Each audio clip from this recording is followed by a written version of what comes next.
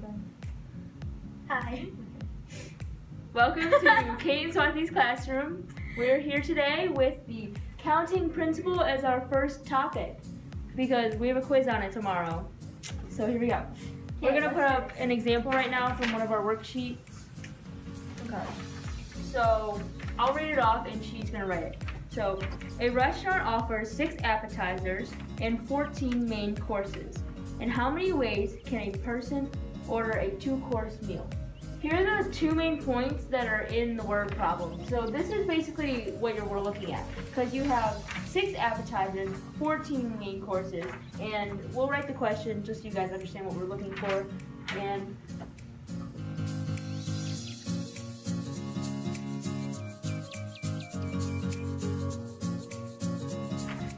so this is our main question, okay?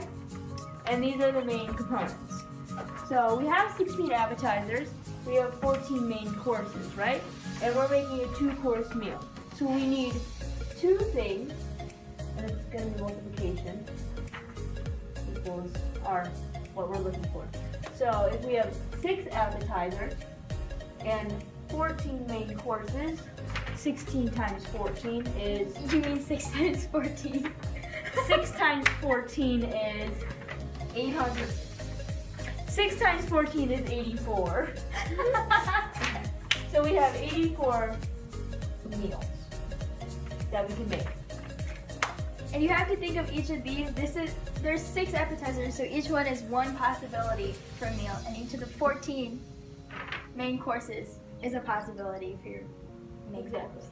And putting it, this is our definition from the sheet for you nerdy kids. We have, for the definition of the fundamental counting principle, it is if you can choose one item from a group of m items, so in this case, here's our m items, and a second item from a group of n items, here's our n items, so m and n items, then the total number of the 2 items, of the 2 item choices is m times n. So we have our m times our n, which equals the product. So this is the fundamentals of the counting principle. So we made a you try example, so if you need to pause the video, feel free to.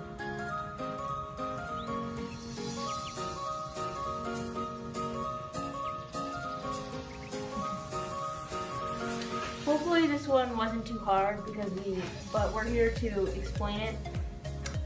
So, Swati, take it away. So first we have to understand what we're looking for. So what we're looking for is 1 algebra book, 1 geometry, and 1 calculus. And now we have to identify how many choices we have.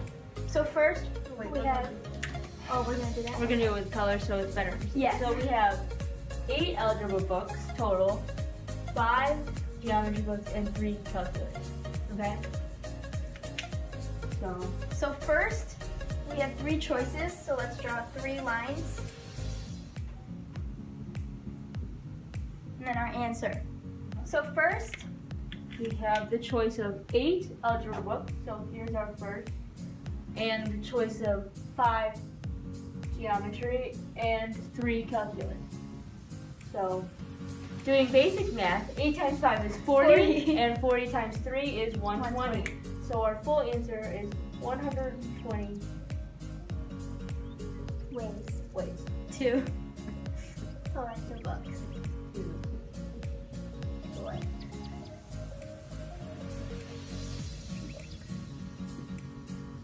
This is our final answer. This is our final answer.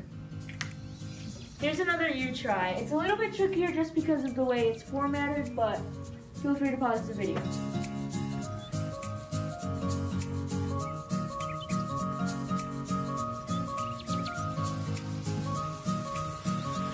Hopefully you understood it, but we're going to explain it. Okay, so our main component is that we have a 10 question true or false. So with true or false, you know you have 2 options.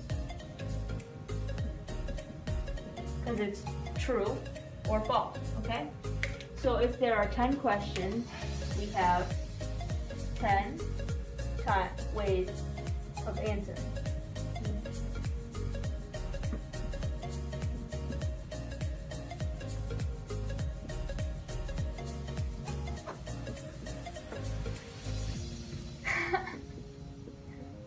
Okay, so we have 10 ways of answering, okay? And since we have two options, we put a 2 in the 10 ways because there's 2 options for each 10 ways of answering. Or for each question, because there's 10 questions. And all of them have to be answered, so you can't leave any of the 10 out. Now, obviously, this looks like a very long question, so another way of writing this long equation could be 2 to the 10th. 2 to the 10th equals 1,024. So there are 1,024 ways to answer. There are 1,024 ways to answer. And there we have our complete question. A common misconception might be that instead of multiplying 2 by itself, you multiply the 10 by 2. But that's wrong because each question has to be identified in each specific category. So it's not a group of 10 questions, it's each question. And then each question has 2 answers. So you have to multiply the answers by how many questions. Good explanation, Swati. Thanks. And this could be a common question on quizzes or tests, so heads up, because it's probably going to be on our quiz. Yeah. Our next topic coming from the counting principle is permutations. Permutations can be defined as an ordered arrangement of items where no item can be used more than once, and the order they are arranged in matters. So we have a problem, and we'll put it up on the board for you, and you can solve it yourself. This will be a you-try problem. So a branch of permutations are factorials, and we have the definition for you, or the equation. So this is the equation for factorials, and basically all it's saying is that when you see any number n with an exclamation mark after it, which means it's going to be a factorial, you have the number n and then times n, the number n minus 1 times number n minus 2, and so on until you come down to the last digit 1. So an example would be, say we have 7 factorial and your teacher asks you to give you the answer. So it would equal 7 times 6 times 5 times 4 times 3 times 2, all the way down to 1. And since this is a kind of a long question, we're going to pop it into a calculator and give you the answer. So putting this into our calculator, we get 5,040. So now you should understand the basic principles of factorials. We're going to give you an example of factorials, Swati's going to write it, and you can take a look and we'll explain it. But this won't be a you try because we want you to understand it before you try it. Okay, so first we're going to try this without using the factorial equation on your calculator. So first, what we're going to do, we see 8 factorial divided by 5 factorial. So first we can write this out. So this will be 8 times 7 times 6 times 5, and then so on. And you divide that by 5 factorial. Which you can write out just as you did for 8 factorial. Now, as we can see, there are some common factors in both the numerator and the denominator.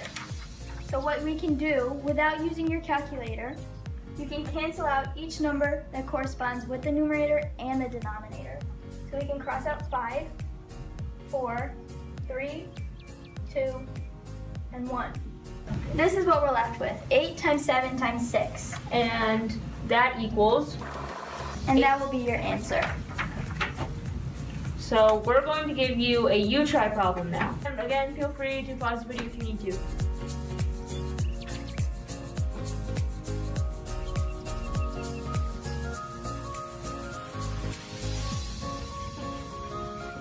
So obviously the first two should have been pretty easy for you, but we're still going to explain them anyway. Okay. So here we have 500 factorial on the top. So you start with 500 times 499, but you can see that 499 is already on the bottom, and since this would be 499 factorial, you can put it over 499 factorial and easily cross it out, and so your final answer would be 500. Okay, so for the second one, we can use the same concept that we used in the first problem. So what we're going to do is write it out. Starting at 26, obviously.